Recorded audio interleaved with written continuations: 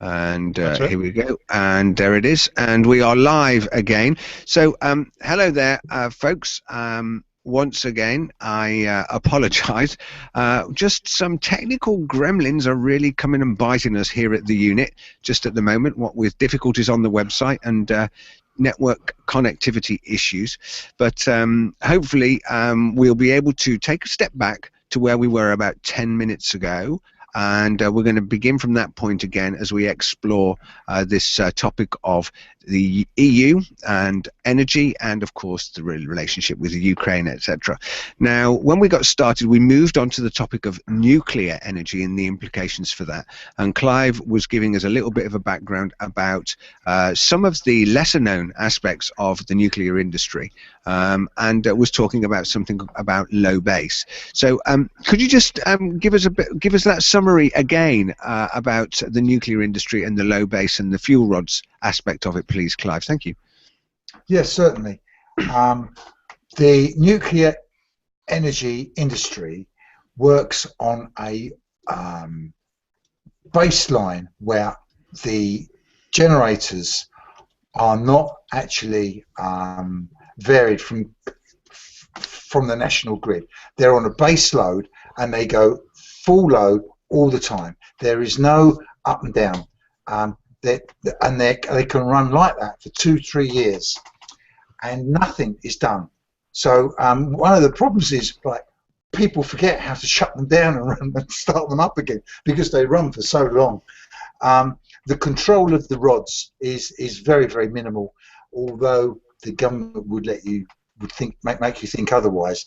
So all the slack, all the excess and energy that we need must come from other sources, and this is normally done by fossil fuels because they're very quick to react, whereas the green energy is normally weather-based, and you can't obviously rely on the weather for the uptake and downtake of the power supply. So the nuclear energy is absolutely dead flat, so everything else is then regulated by the national grid by the fossil fuel and the green energy. When you say dead flat, Clive, you mean they're on all the time, yeah? Yes, they run day and night, day and night. If for example, one in Somerset, what's it called? Hinkley Point. That has got 500 megawatt turbines, so that is producing 2,000 megawatts 24 hours a day, 7 days a week, and that doesn't alter. So that is a very, very, very good baseline for our power supply, but it cannot be regulated. That is the problem with nuclear energy. Just as a background, Clive, you were talking about control of nuclear reactors.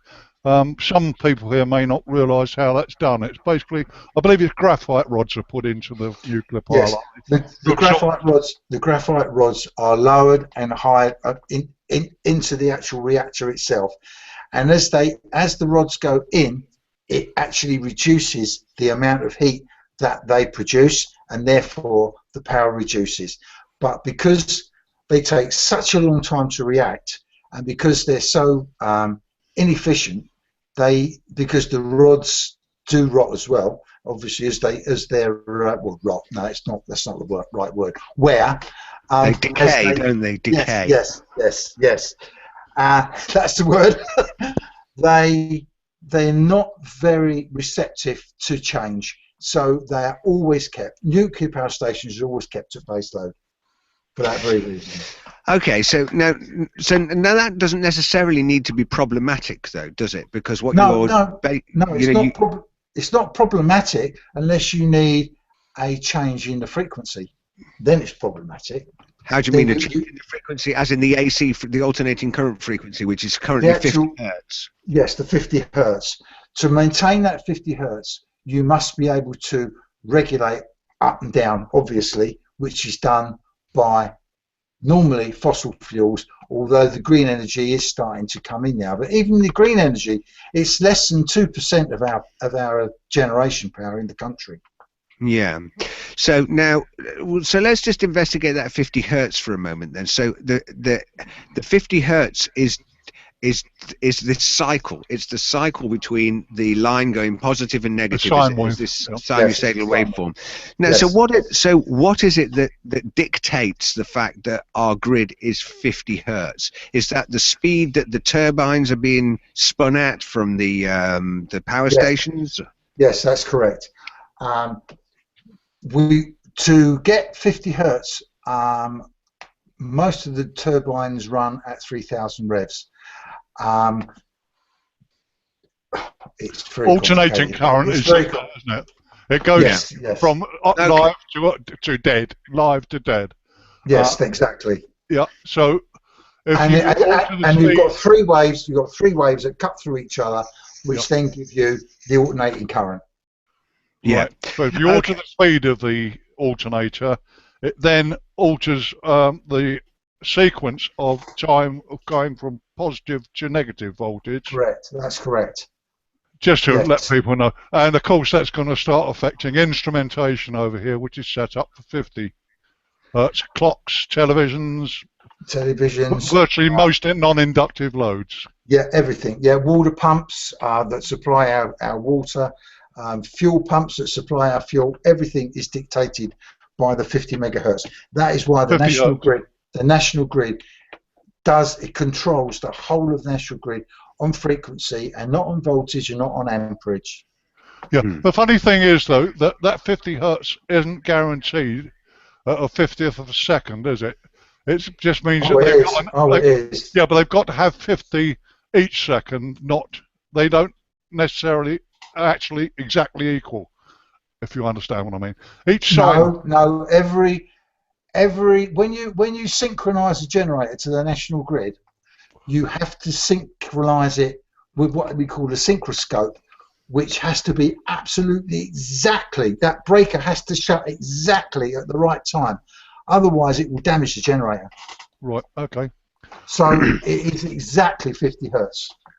There's no negotiating with that. It is exactly.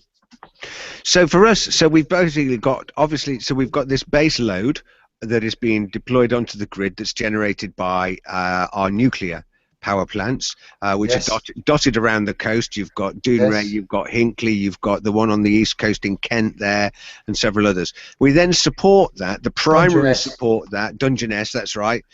So we then support that, and the primary support for that is fossil fuels, coal and gas-fired plants, like Drac, for example, up in the northeast of England. Then we've got some alternative energies, like the hydroelectric power plant in Wales, in Llanberis in Wales, and then obviously we've got our wind turbines and so on and so forth. Everything that we've done to date, though, everything that we have done to date has always been about generating power on a macro scale, on a national scale, piping everything onto the national grid. So, for example, there's a large project in the Bristol Channel to produce, put in a tidal generator that captures the incoming and outgoing tide with this massive barrier. And again, the barrage, so this massive barrage, and again, the implication for that is to generate vast amounts of power from a huge engineering project and pour that onto the grid. But of course, before the national grid was implemented, we didn't used to do that.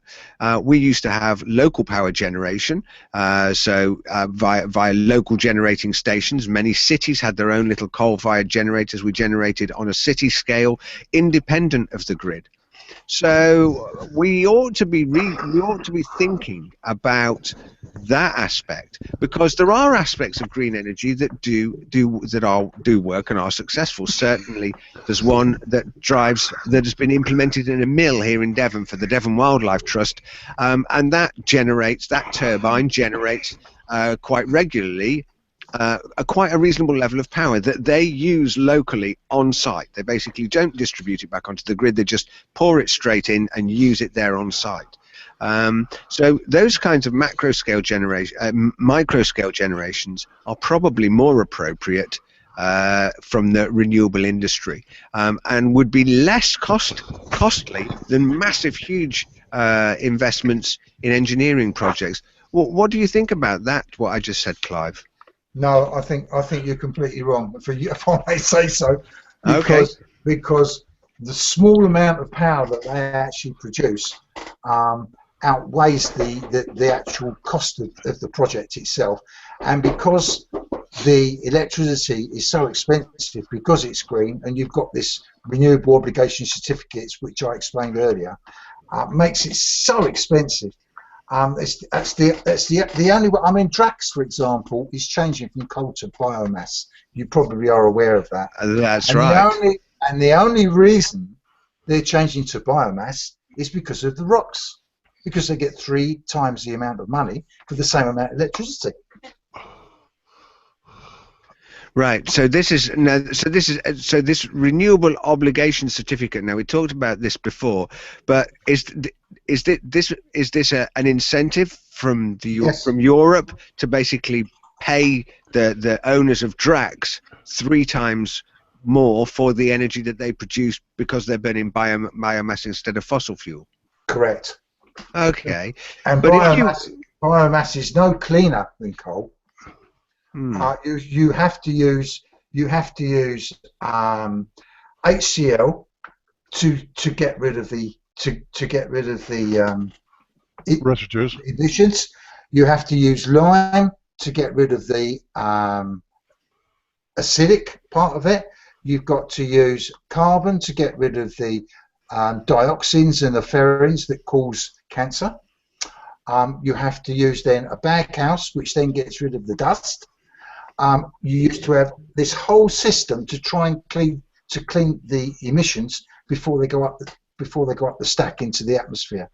That is all monitored by the Environmental Agency on a very, very strict method. And if they exceed those emissions, then they're fined very, very heavily for that. And of course, there's the other thing as well, that the cost of transporting biomass from Canada and so on is increasing the CO2. It's absolutely madness, and the chemicals that they use, all they're doing it for is the profit. There is no real reason why they should transfer from coal to biomass, except for that particular ROC reason. Yeah, for the profit. Yeah. So, well, let's just come back. Sorry, go ahead, Peter. You were going to comment. Yeah, just a quick one. Clive, you say that nuclear energy is the base generation. Yes. Now, nuclear energy is cheaper than most of the other forms. It is much cheaper, except for decommissioning and getting rid of the nuclear fuel. Apart from that, it is much cheaper. So if that is the base generating source, why is now electricity cheaper? Because the other sources are used intermittently to top up the nuclear energy, yes? Best ask the Energy Secretary that. Yeah. They're the one. But it's always struck me as strange that, I mean, it was some ridiculously small amount compared to coal-fired or gas-fired generation. Yes, absolutely. Oh, it's very, very small. Like I say, all the green energy in the country is less than 2% of what we use. It's a joke. It's a conspiracy, isn't it? I mean, I've always said that the EU it's an absolute, and it's so expensive. This is what puts our electricity up. This is what puts our costs up. This is why we can't. Industry pays so much, because I mean, 40%. I think it's 40% of most industries is power. So why are they costing so much? If we could have cheaper electricity, our goods could be cheaper. We could export more. It would be such a great idea. Well, I think you can blame the EU lobbyists for that. Without a doubt. So we've got a comment coming in from the audience here. We've got a chap called Daniel who basically posted in response to the talk about nuclear. And what Daniel was saying was, what do we think about thorium reactors? Oh, this is going on to fusion again, is it? No, no, no. This is using a different fuel for the reactor. There's a reactor type called thorium. Yeah, Rather than uranium based, there is this reactor technology called thorium. I think that they've been trying to work with this in India and in Asia, and develop it. I wonder if have you heard anything about? Do you know anything about thorium stuff at all, Clive? No, I really don't. No, to be truthful, all I know is uranium. Being very unstable because it's a 537, I think it is, they use. So it's a very unstable atom, Isotope, which is why they use it. Isotope, sorry, which is why they use it. Yes. Yeah. Okay. I don't know. I don't know about this fuel. No, I really am not aware of that. To change over would be horrendously costly anyway. Yeah, and the technology doesn't seem to be proven is the other thing as well. So I'll add what I know. Some of in fact, much of this that I'm about to repeat comes from Doug Coulter when we had Doug Coulter on. We were talking about fission and fusion and all of these kinds of things. One of the things he explained about thorium was that whilst thorium gets a very good write-up on the internet, and there seems to be very positive messages about it because of the way the reactor is developed. There are problems with what they call fast breeding with thorium, which is something to do with the reaction running away and being able to control that reaction. And that's the thing that they have the difficulty with, because as the isotopes change and decay, so the material inside of the reactor changes because of the diffusion of protons and neutrons from the atoms. And that means that the reaction is not easy and simple to manage. And so I think what he was saying was that whilst there seems to be a huge amount of positivity around the ideas of thorium, actually the practical implementation of it, nobody has yet been able to stop that turning into a fast breeder and running away. So I hope that answers your question, Dan. I hope that's pretty common with all nuclear power. Actually, that is pretty sure with all of them. But I don't know about this thorium. But the uranium is obviously more stable than thorium, but it is still very, very difficult to control.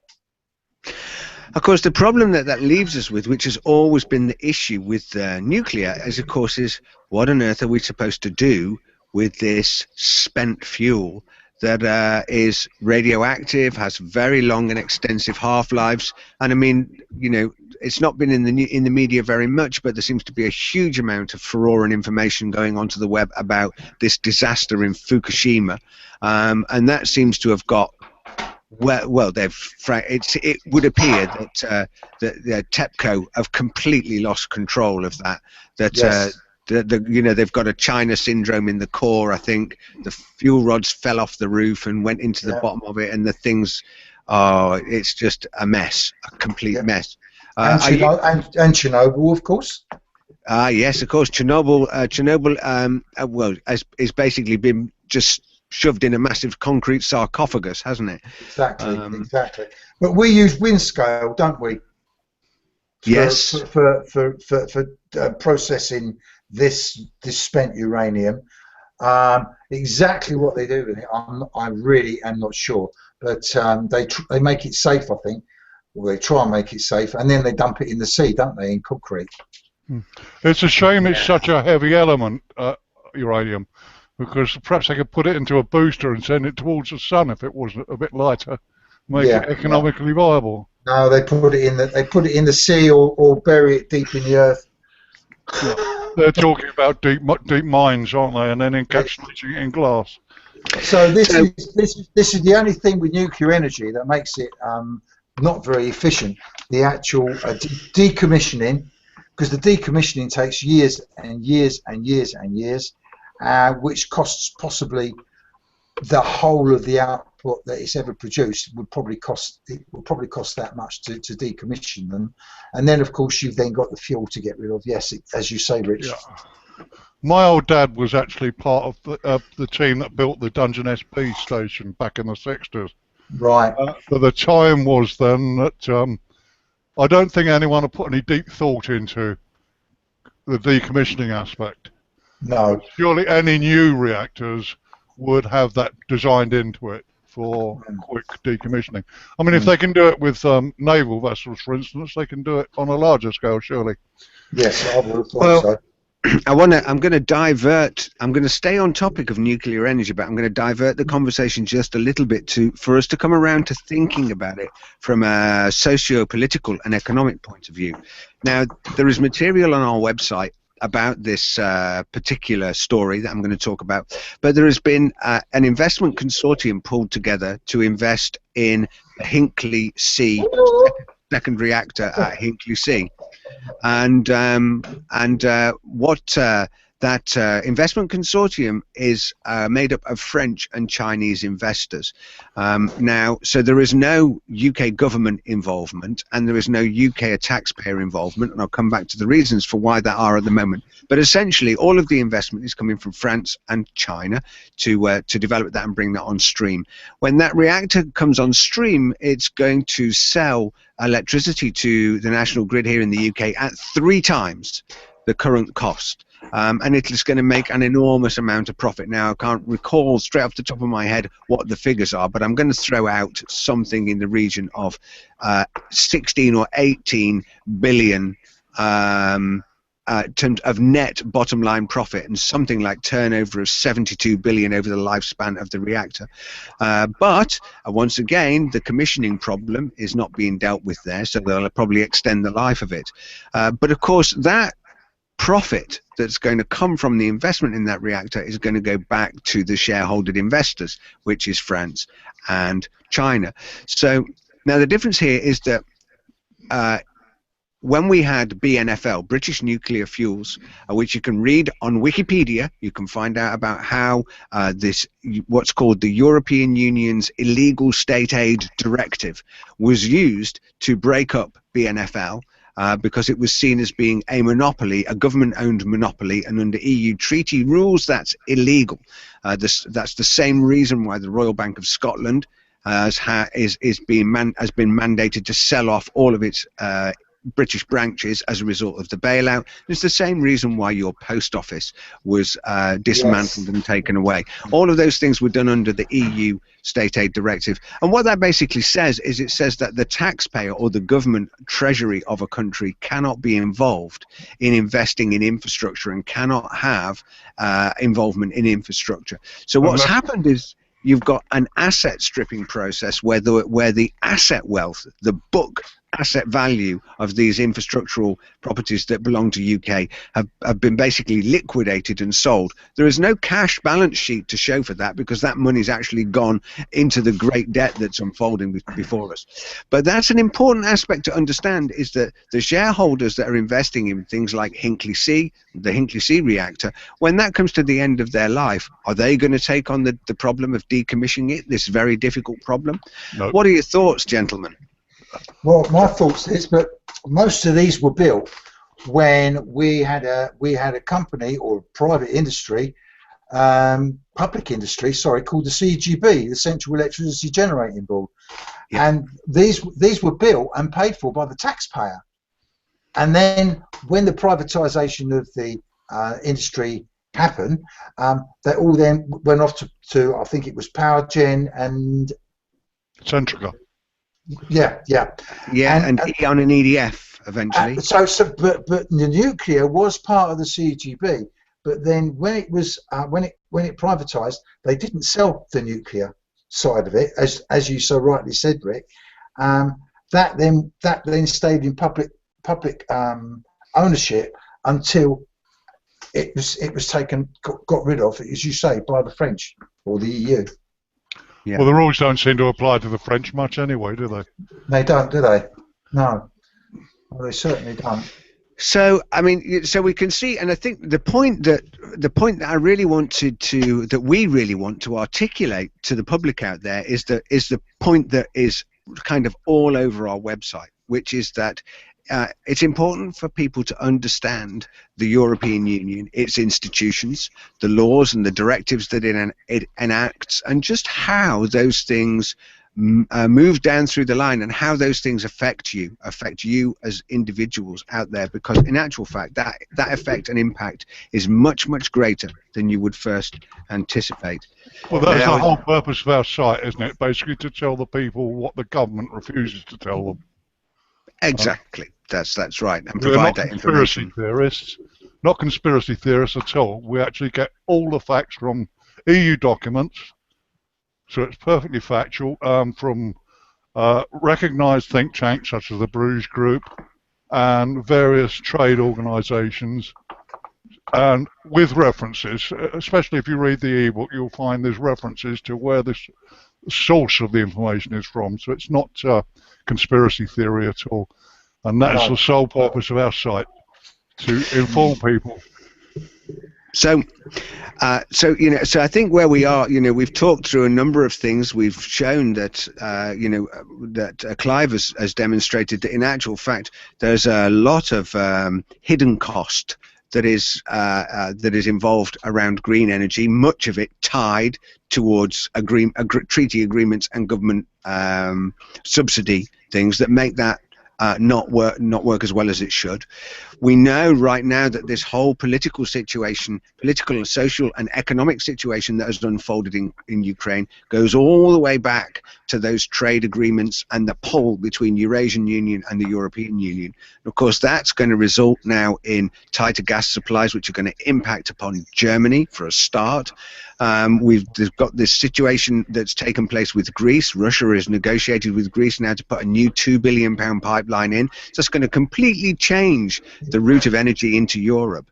And that's going to change the political motivation and the economic motivations across Europe as well. It's probably likely to strengthen the French position, because there's a huge amount of ongoing power generation that's delivered from France. It's going to make things more difficult for Germany as a nation, because their green policy has been very expensive and largely seems ineffective. So in summary, though, it seems that we do have more resources that we can exploit here in the UK. We've got independence with our gas. And of course, we've got this fracking industry that's going on here in the UK as well. And that's a very controversial topic. I'm not convinced by fracking. But what do you guys think about fracking? What's your position on fracking, Clive? Well, my position on fracking is that I think it should be utilised. It's going to make us completely dependent on oil and gas. We're not going to have to import any at all, so we're not going to be at anyone's mercy. In fact, we can export it. It's going to give us massive employment, and it's going to make us a very rich country. We'd be able to industrialise the north again, because most of it is up in the north. So that would give them lots of employment up there. And I feel that once the public have been reassured that it is nowhere near as dangerous as the Green Party have implicated, I feel that people will be starting to relax a bit more, and they will see the benefits that fracking will bring to the country. And I feel that would then overshadow all the downsides to what people are hearing now. Because most people don't understand how it's actually carried out, do they? No, they don't. Basically, it's like an oil well, but the drill is actually encased in a complete concrete tube all the way down. Yes. It's taken well below the water table, so there's no possibility of contamination. But the only downside is the possibility is the water. But then again, in Blackpool, where it's first mooted to be carried out, you've got the RSC there to supply all the water that we need. We don't need to touch any of our potable water at all. The chemicals will stay underground, again, way below the water level, so there's no possible chance of it contaminating the drinking water at all. I should imagine, I don't know enough about it, but I should imagine that the chemicals and sand and whatever there to pulverise the rock would stay in place and take the place of the very porous rock that's already there, and possibly be more stable than the rock that they're drilling from. What do you think, Clive? Yes, I quite agree.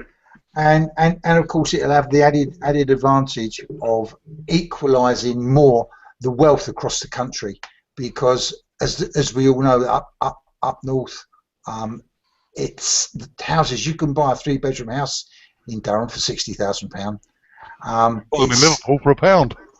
Yeah, Anfield, yeah. exactly. But I mean, it would certainly make it a much more even economy across the country, and I just feel it's got so many advantages that I can't see how we could possibly not do it. So let's test. Let's rather than so I have questions and queries about the science, but I'm not going to debate that here.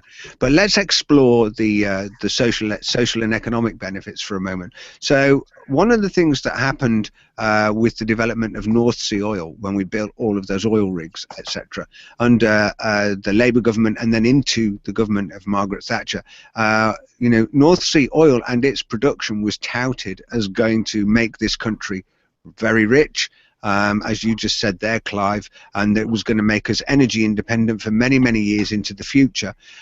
How do you both feel that those projects were managed, and do you feel that they delivered upon the early promises that were made about them? They were mismanaged, I think. The oil was sold abroad. We didn't use it ourselves, did we? So when we started running short of oil, we had to import again. I just feel the whole thing was completely mismanaged, and I don't think there was obviously as much oil as was first anticipated. Whereas I believe that fracking, we've probably got 100, 200 years of oil and gas down there. Yeah, what I heard actually was that the quality of the oil was so high from the North Sea that it would be a waste to use it for hydrocarbon fuels, and it was far better suited to chemical production, and that is why we sold it. But the biggest trouble, I think, is that unlike Norway, they developed a sovereign wealth fund and put the profits from their oil into a big piggy bank to look after. That's why Norwegians have such a high standard of living, because they invested the money properly. We haven't. It's been blown Tax all over credits. the place. I don't understand these benefits you get when you're out of work, when you're actually working, and it's costing this country billions and billions and billions, and I don't understand why it's been implemented. EU lobbies again. I actually do agree with the Conservative government on the austerity measures on the benefits. So let's think about exploring the fracking, the things that have taken place in the north of England, in Blackpool and stuff. And there are the country, as I understand it now, has been divided up into a number of different franchise areas, and these franchises are being sold to private independent corporations that are going to develop the fracking of these resources. So doesn't that look to you guys like a very similar situation to the Hinkley C reactor that I spoke about a moment ago? It's no different to the North Sea oil, is it? That's all run by private companies, and they pay a levy to the government. Well, I think no difference.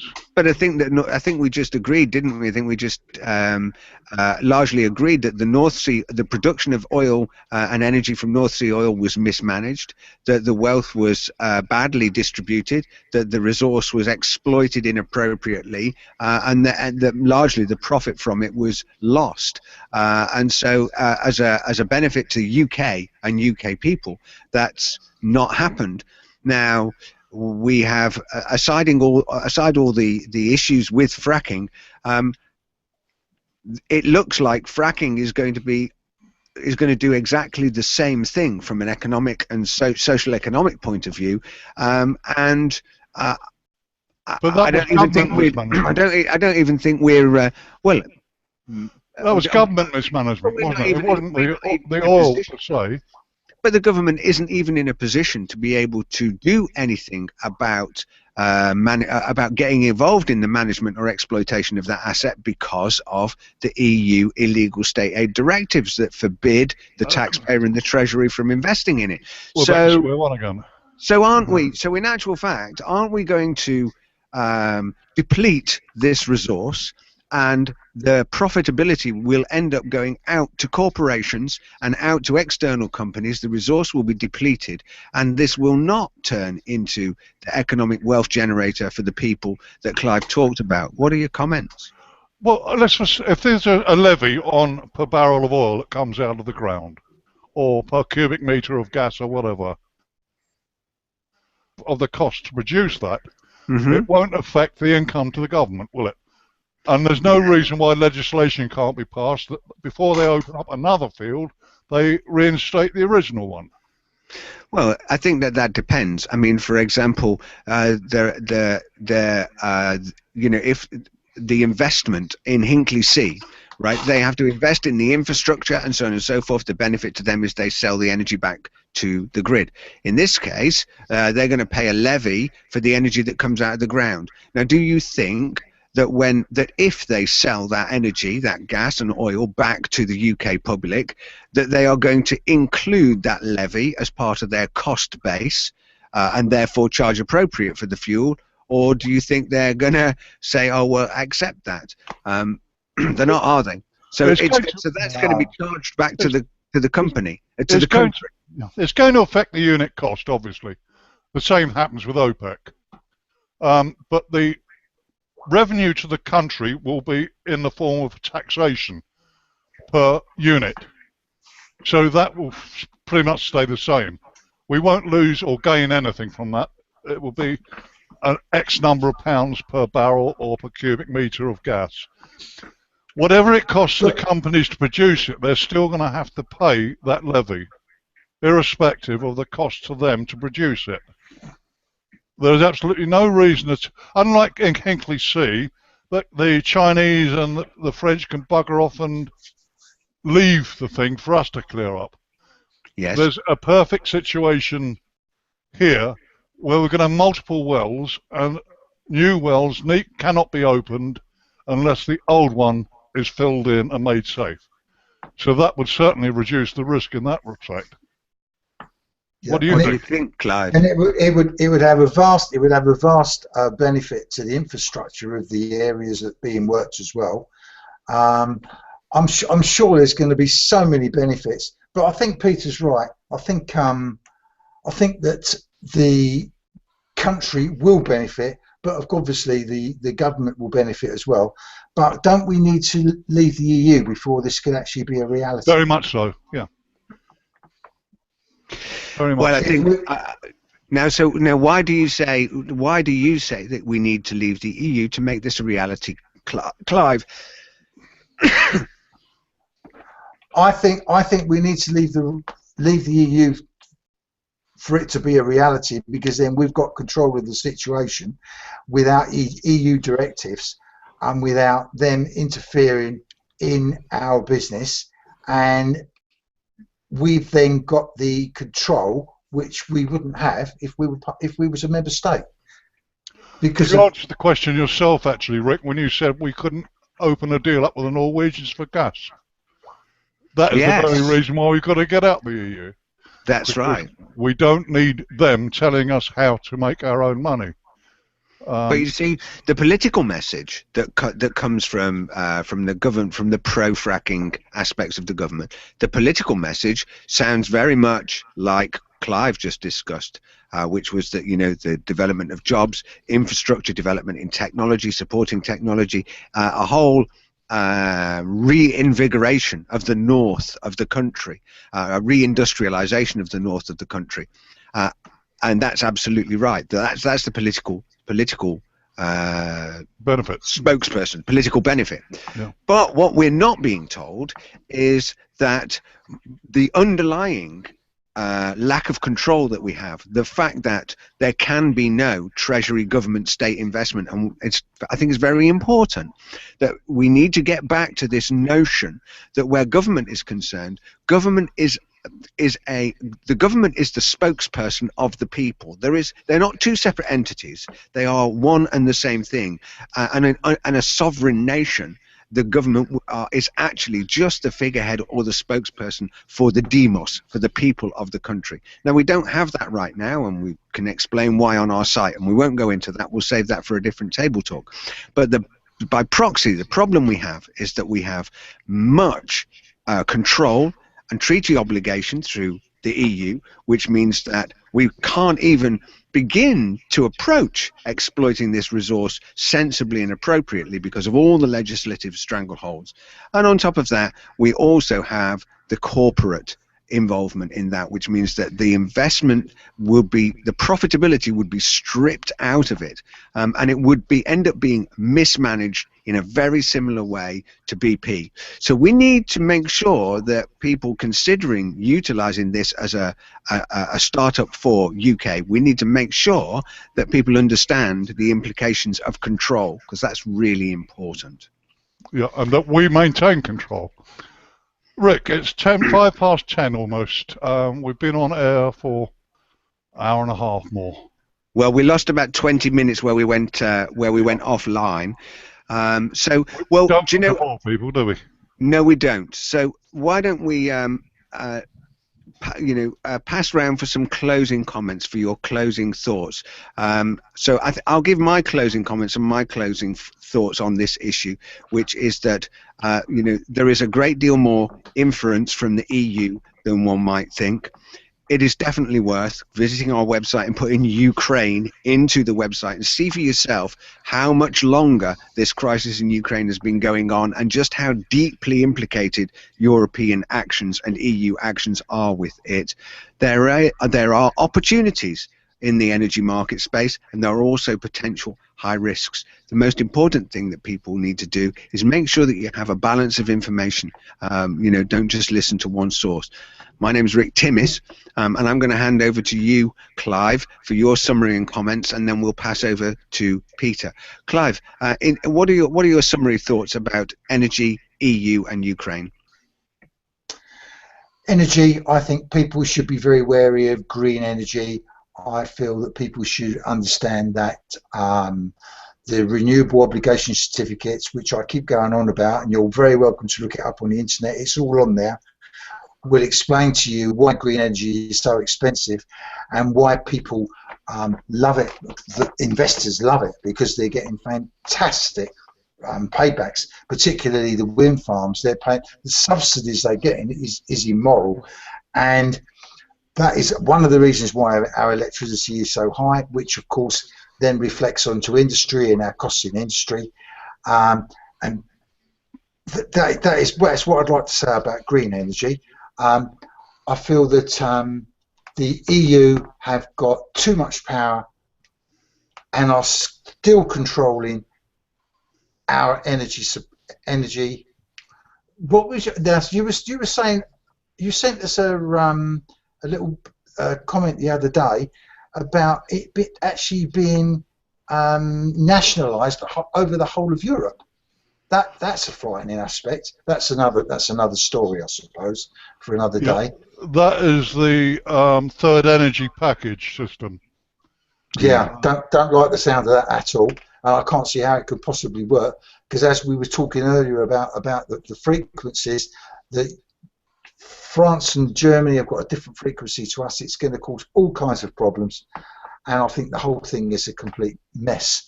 But I think that's about all I've got to say, really. I think it's been quite an interesting evening. Thank you very much for having me along. I am getting more confident as we're sort of going along. I keep getting lost for words, I know, but I promise you I am getting more confident as we're going along. We've all done that. It's been a very, very interesting evening. Thank you very much for having me in on the conversation. Yeah, Clive, sorry. Go ahead, Peter. Please go ahead. Yeah, what I've got to say is very quick. Basically, I think the whole situation with Russian gas and the EU is fraught with all sorts of problems. Not least, you cannot guarantee supply or sufficient for their needs. And we in the UK are pretty much self-sufficient, or can be made self-sufficient fairly easily. And the sooner we get away, because I mean, Clive just mentioned nationalisation of energy in the EU. That could happen. There's nothing to stop it if they decide to take it into their heads and say that, make a directive that all energy is the property, in the same way as they have with the fisheries, make it the property of the whole of the EU. We would lose our own sustainability. So the sooner we get away from the EU, the better, so that we can be self-sustaining and make our own deals with the likes of Norway. And that's not even to mention all the other trade we can get into. So that's all I've got to say on it. Let's get out of the EU as soon as possible. Absolutely. Fantastic. Well, so we're going to stop the live broadcast in just a moment, but we will hang around and return back to the green room so that we can have a chat. So don't click your red buttons, folks. Clive and Peter, do hang around. But do remember to visit our website, theunituk.com. There is daily news articles that go up there, a plethora of research and articles. We get feeds from the European Parliament with all of their policy directives and information, vast amounts of information there that will keep you up to date. You can sign up for our newsletter there as well, which is a daily email newsletter. We'd like you very much to come and get involved with us on Google+, and we have a community, the Unit UK on Google+. You can find the links to that on our website as well. Come and get involved, comment on the stories there, give us your thoughts and opinions about what you think about these topics, and engage with us, because our government and our country, our democracy is our responsibility. That means everybody needs to play a part, and that means that you need to make sure that you're staying informed. So my name's been Rick Timmis. Joining me this evening has been Peter Brown, and of course our wonderful guest Clive Taylor-Sholl. Could you make a mention of the ebook, Rick, before you go? Yes, of course I can. Don't also forget that we have a free ebook that is available for you to download from the website. It's available as a PDF. Go to the website, unituk.com. You'll see it there on the right-hand side. Download that and distribute that. Take a read. Lots and lots of information with supported documents there. So we're really excited and pleased that we've been able to, under voluntary circumstances, maintain and keep the unituk.com going.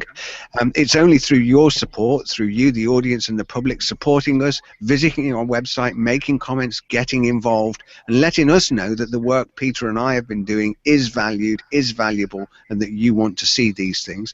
We've revitalized this show, Table Talk, and we look to bring this to you again more frequently. And we'll have more guests, and hopefully Clive is going to join us and sit with us and join the group as we debate some of these topics and give you, the audience, much more information. So from me, go ahead, Peter. We won't be bitterly disappointed if you make a small donation when you go to the website either. No, we certainly wouldn't. That really helps pay for all of the server infrastructure and everything else that keeps all of this online. So from Peter Brown and Clive Taylor-Sholl, and from myself, Rick Timmis, for this Table Talk from the Unit UK, good night and God bless. We'll see you soon.